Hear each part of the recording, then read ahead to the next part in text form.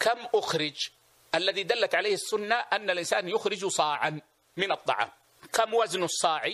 اختلف العلماء في تقدير وزن صاع النبي صلى الله عليه وسلم، ولا شك أن الأشياء تختلف، وقد بحثت المسألة طويلا وسبرت الأمر طويلا، فوصلت إلى أن الذي تبرأ به الذمة ويكفي أن يكون صاعا للجميع، قد يكون زائدا في بعضها لكنه لا يكون ناقصا، يعني قد يكون في بعض الأنواع التي تخرج زائدا عن الصاع لكنه لا يكون ناقصا، أن الصاع يساوي بالوزن 2.5 كيلو 2500 جرام.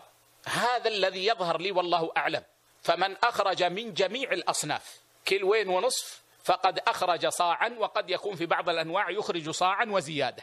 وقاعدة الشريعة أنها تضبط الأحكام بشيء ينضبط، ولذلك جاء صاع، فنبحث في الوزن عما يقابله. أما ما يفعله بعض الفضلاء من أنهم يعني يجعلون لكل شيء وزنا، فهذا لا يتناهى ولا ينضبط. فنقول من أخرج 1.5 كيلو فهذه تكفي، وإن أخرج 3 كيلو من باب الاحتياط كما ذهب إليه بعض كبار علمائنا كالشيخ ابن باز رحمه الله وسماحة المفتي الشيخ عبد العزيز آل الشيخ حفظه الله، فهذا شيء طيب.